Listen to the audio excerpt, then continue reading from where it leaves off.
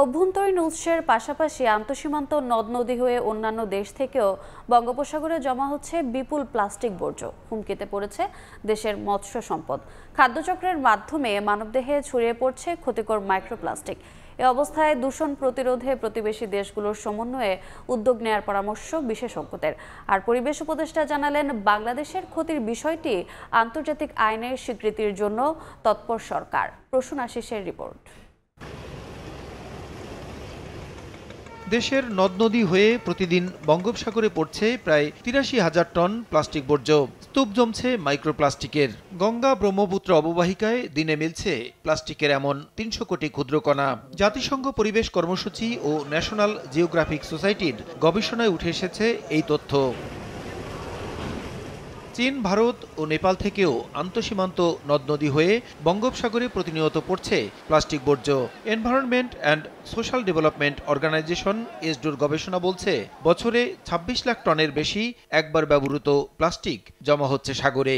এর মধ্যে ভারত থেকেই আসছে ৪,৭০,৪৩৯ টন। পরিবেশ বিজ্ঞানীরা বলছেন, সমুদ্র দূষণের কারণে খাদ্যচক্রের মাধ্যমে মানবদেহে ছড়িয়ে পড়ছে মারাত্মক ক্ষতিকর মাইক্রোপ্লাস্টিক।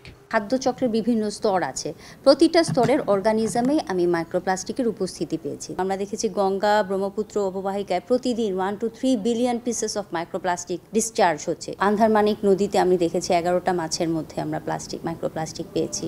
আমরা বাংলাদেশের জাতীয় মাছ ইলিশের মধ্যেও মাইক্রোপ্লাস্টিক পেয়েছি।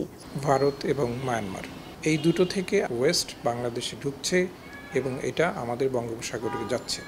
নদীর স্বাভাবিক প্রবাহকে বাধাগ্রস্ত করছে, মৎস্য সম্পদ ক্ষতিগ্রস্ত হচ্ছে।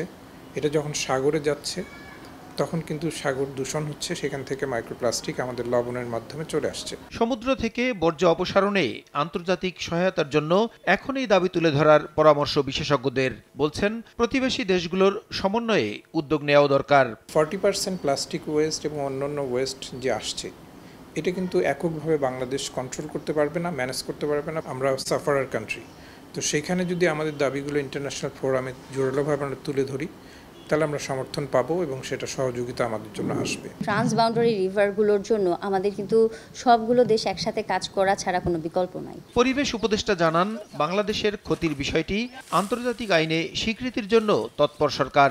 সমস্ত শেয়ার্ড রিভার দিয়ে প্লাস্টিকগুলো আমাদের দেশ হয়েই যাচ্ছে, ফলে আমাদের নিজস্ব ঝামেলা তো আছে, নিজস্ব সমস্যা তো আছে, তার উপর যোগ হচ্ছে আপার রাইপেরিয়ানের যত বর্জ্য সব, সেগুলো নিয়ে কিন্তু আমরা আন্তর্জাতিক যে আইন হয়েছে সেখানে এই পয়েন্টটা রেজ করেছি এবং বিভিন্ন গ্রুপের সাথে আমরা কথা বলে যাচ্ছি যাতে করে এই জিনিসটাকে তারা রেকগনিশন দেয়। দূষণ থেকে সমুদ্রকে বাঁচাতে না পারলে 2 যুগ পর বহুমাত্রিক সংকট তৈরির শঙ্কা উপদেষ্টার।